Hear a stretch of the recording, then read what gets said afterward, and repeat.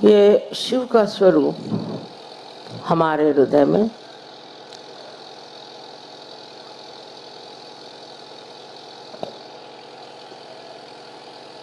हर समय आत्म स्वरूप बन के स्थित है। ये मैं नहीं कहूंगी कि प्रकाशित है। जब कुंडलिनी का जागरण होता है तो ये शिव का स्वरूप प्रकाशित होता है और वो प्रकाशित होता है हमारे नसों में। चैतन्य के लिए कहा मेदे स्थित है। प्रथम इसका प्रकाश हमारे मस्तिष्क में, ब्रेन में पहली मर्तबा हमारा हृदय का और हमारे मस्तिष्क का या ब्रेन का योग घटित होता है। नहीं तो सर्वसाधारण तरह से मनुष्य की बुद्धि एक तरफ और उसका मन दूसरी तरफ दौड़ता है।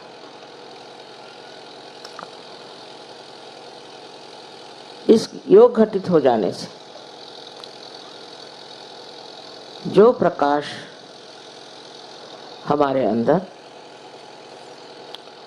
आत्मा से प्रकटित होता है वो चैतन्य स्वरूप बन के हमारे हाथों से और तालू से प्रवाहित होता है। ये तो आप लोग सब कुछ जानते हैं,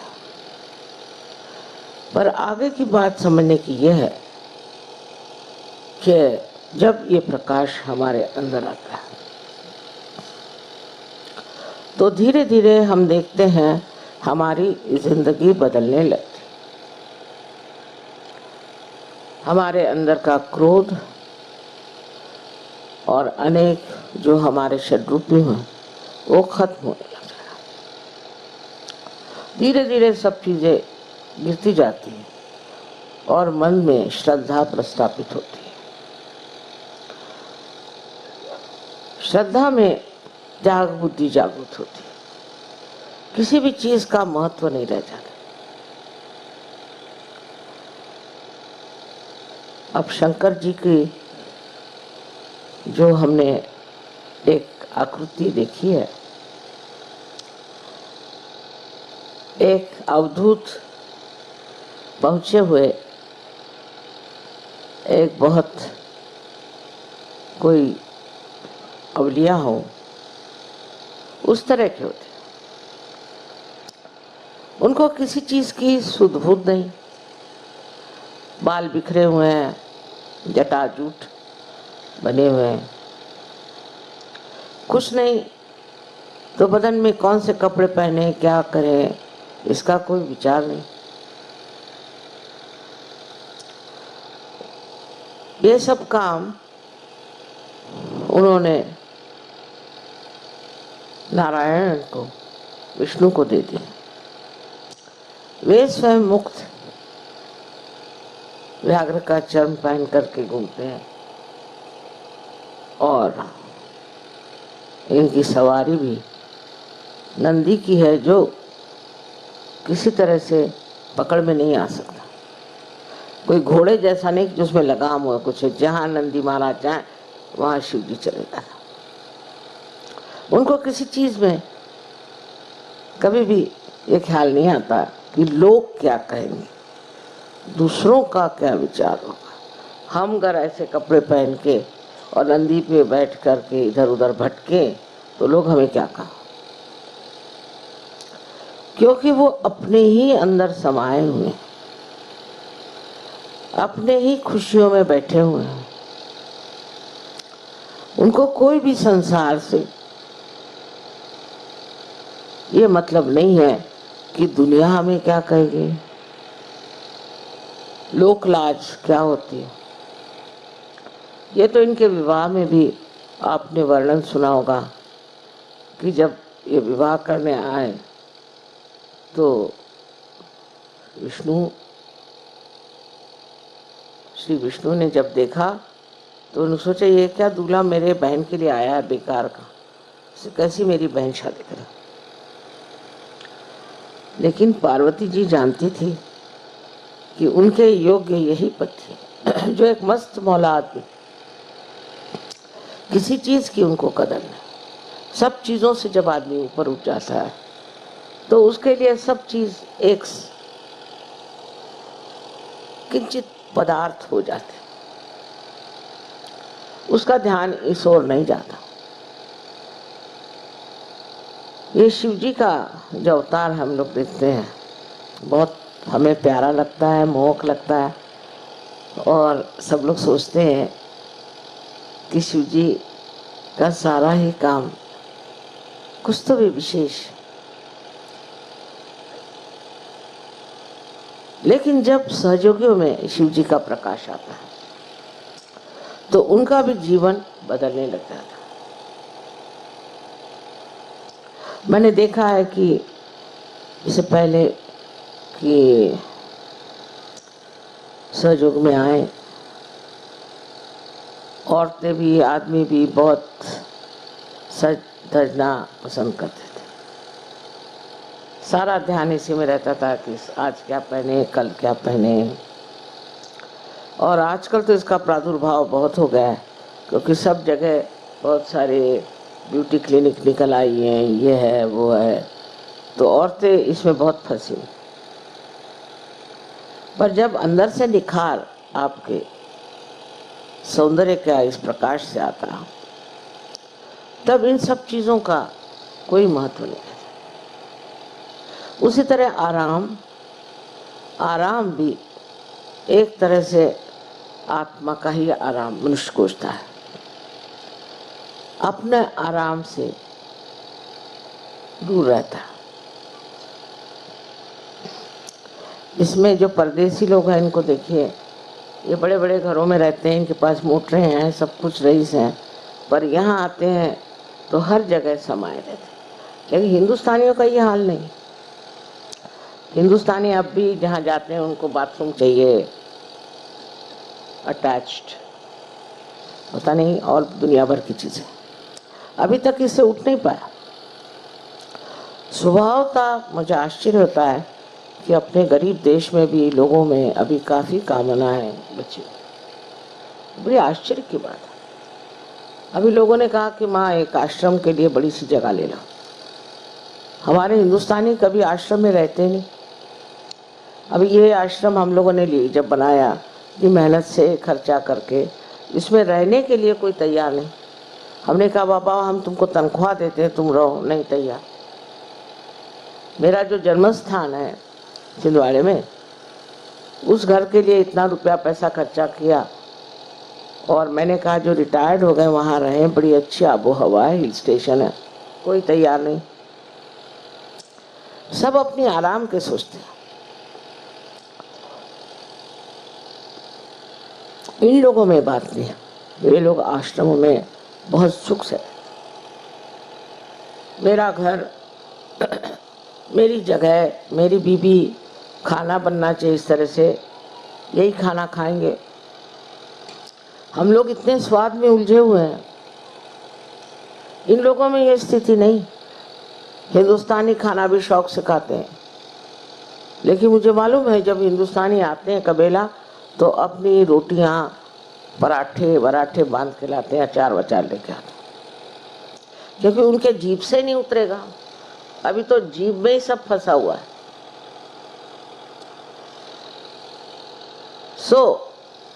ध्यान करने से जब तक ये चीजें छूटेंगी नहीं तो आप धर्म से परे नहीं जा सकते। एक छोटी सी बात समझने की है कि त्याग में भी हम लोग कम पड़ जाते हैं। इस बार इन्होंने कहा माँ आप इतनी बड़ी जमीन ले रहे हैं, इतना खर्चा करें, तो पूजा के लिए थोड़ा सा ज्यादा पैसा करना। न जाने कितनी चिट्ठियां मेरे पास आए, कि आप पूजा का पैसा कम कर दीजिए, पूजा का पैसा कम कर दीजिए, पूजा। अरे भाई, एक बार दिल्ली में ये पूजा हो रही, उसमें भी चिट्ठियों पे चिट्ठियाँ, पूजा का पैसा। पान खा करके लोग फेंक देंगे, लेकिन पूजा में ज़रूरी पैसा नहीं। आपसे कभी हमने कोई पैसा नहीं लिया, सारी चीज़ें अपने ही दम पर सब करी है। लेकिन इतना सा भी कहते ही, देखिए आज आधा मंडप खाली, क्यों? क्योंकि पूजा का पैसा नहीं देना। और फ़ोन करते हैं कि हमारा पूजा माफ़ कर दीजिए, हमारी पूजा। अरे भाई, कोई आप कम नौकरी हो ऐसा नहीं, हमारे पति देंगे, मैं नहीं दूंगी। मुझे बहुत आश्चर्य होता है। अभी अगर कोई अवघड़ गुरु होते तो आप लोगों को सबके बाल मुंडा करके और आपको गेरुआ वस्त्र पहना के सर के बल खड़े करते। लेकिन मैं ये नहीं चाहती, क्योंकि सहज की बात है, सब चीज़ सहज में आना चाहिए। हमने बहुत लोगों को त्याग करते अपने जीवन में देखा, पर आजकल लोगों में वो मैंने देखा नहीं। हमारी माँ का मुझे मालूम है कि 6 साड़ियों से 7वीं साड़ी उनके पास हो जाए तो दे डालती।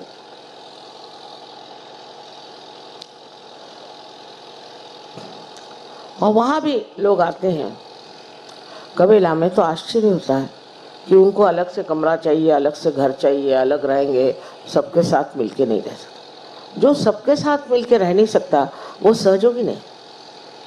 वो अभी भी सोचता है कि मैं कोई विशेष हूँ, मेरा अलग सब इंतजाम होना चाहिए। वो सहयोगी हो नहीं सकता, वो नाम मात्र को सहयोगी है। जो शंकर जी का भक्त है उसको शंकर जी जैसे होना है। कहीं भी सुला दो, कहीं भी बिठा दो, कुछ भी खाने को दो, कोई किसी से मतलब नहीं, कोई टाइम की पाबंद नहीं, कोई चीज़ की मांग नहीं। ऐसा ही आदमी हम कह सकते हैं सहयोगी है। और शिव जी का आपके अंदर प्रादुर्भाव होगा। लोग तो इसको प्राप्त करने से ही पहले न जाने क्या क्या करते हैं। और किसी भी पद्धति में आप जाइए तो वो आपके सारे पैसे नोच लेंगे, बाल नोच लेंगे, पता नहीं क्या क्या करें। ऐसा सहयोग भी नहीं। लेकिन ये वृत्ति जो हमारे अंदर अब भी बनी हुई है, इसको छोड़ना चाहिए। ये प्रयत्न करना चाहिए कि हम क्या क्या चीज़ छोड़ सकते हैं। जब तक ये मस्ती आपके अंदर नहीं आएगी तब तक आपको शिव जी के भक्त नहीं कह सकते। माता जी के तो हर तरह के भक्त हैं, उसकी कोई विशेषता तो है नहीं। हर तरह के भक्त हैं, चाहे जो भी करें, चलो माँ ही है, माँ माफ़ कर देती। पर माफ़ कर देने से आप उस पद को प्राप्त नहीं कर सकते। माफ़ करने की बात सबसे बड़ी यह है कि शिव जी से हर समय माफ़ी मांगनी चाहिए, हर समय क्षमा मांगनी चाहिए। क्योंकि पग पग पर हम ऐसे काम करते हैं जो हमें नहीं करना चाहिए।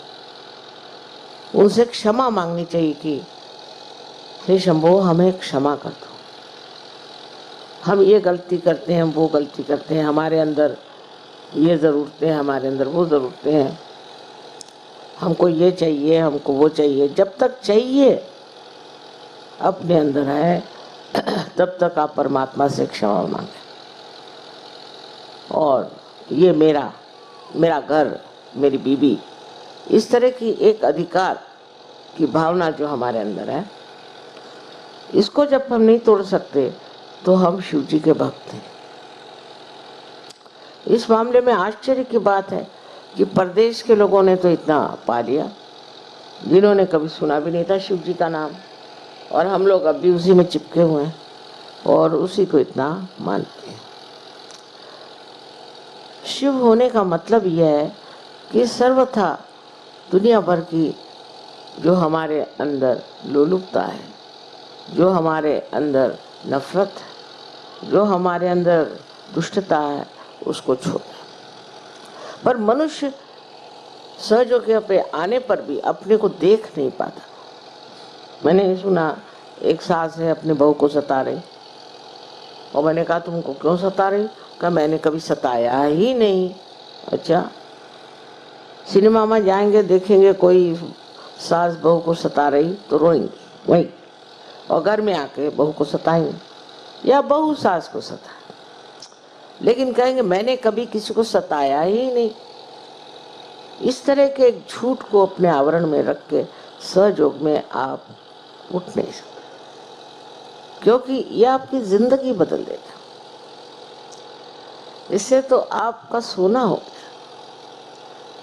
और सोने पे कोई कलंक लग ही नहीं सकता, उस पे कोई चीज चढ़ ही नहीं सकती। वो अब आप हो गए हैं, उस स्थिति को प्राप्त करें। अब भी क्यों ये गुलामी दुनिया भर की चीजों की होनी चाहिए। यही कुंडलिनी का वैशिष्ट है कि ये आपको पूरी तरह से सफाई मिला। सेवा, हाँ भाई सेवा भी करना चाहिए, पर मुझे तो कोई आपकी सेवा खास चाहिए नहीं, मैं खुद ही मस्त मौला हूँ, मुझे क्या आप सेवा देंगे। सिर्फ ये है कि आप अपने अंदर ये मस्त मौलापन ले आए। एक आनंद में विभोर रहने पर ये सोचना चाहिए कि ये सब चीज़ें कुछ तो आनंद ही के लिए है, और वो आनंद हमको अगर मिलता ही है बगैर कुछ किए तो ये सब करने क्या जरूरत। बहुत कुछ सोचने पर मैं इस नतीजे पर पहुंची हूँ कि सहज जो है वो है तो बहुत सरल और इसीलिए बहुत कठिन है। अगर कोई डंडा लेके खड़ा हो और कहे कि अब चलो सब बाल मुड़ाओ, गिरवे वस्त्र पहनो, 14 दिन तक भूख हड़ताल, हो गया, उसमें ठीक हो जाते। पर जो सहज है उसको अपने हृदय से, अपने मन से, अपने बुद्धि से स्वीकार करके और उसमें अपनी ही ताड़ना करना, अपने ही को ठीक करना।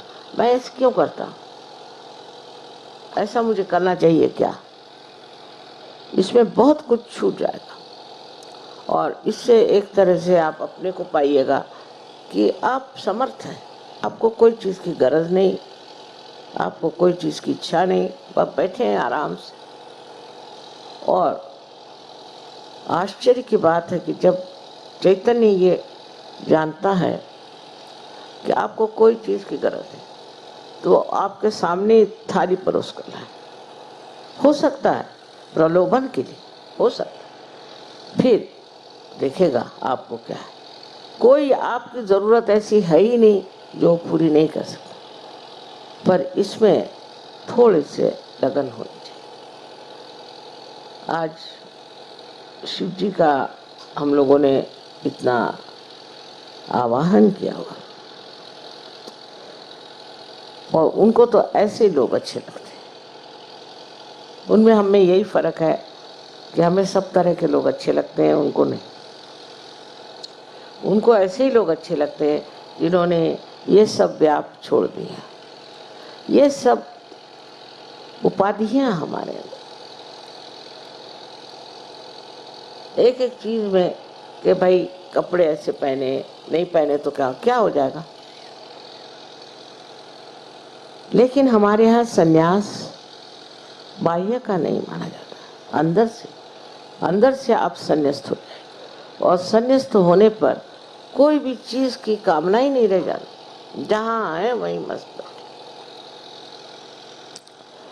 पहले नाथ लोग थे, वो भ्रमण करते थे, दुनिया भर में जाते थे, और उन्होंने बहुत कुछ लोगों को शिक्षा दी।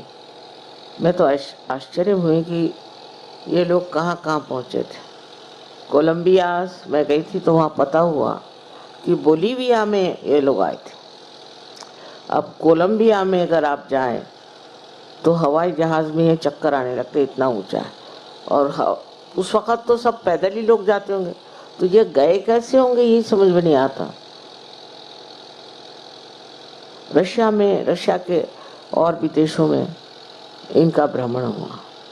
और कैसे करते थे, कहाँ रहते थे, क्या पहनते थे, कुछ पता नहीं,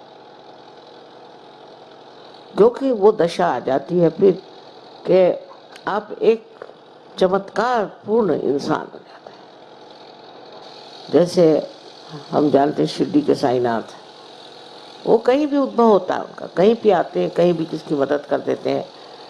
लोग कहते हैं कि माँ हमने तुमको देखा, हाँ देख सकते हैं, क्यों नहीं। ऐसे लोग अमर हो जाते हैं क्योंकि उनके मारने वाली जो वृत्तियाँ खत्म हो गई, फिर वो अमर हो जाते हैं। और यही अमरत्व को प्राप्त करना ही शिव जी की पूजा है।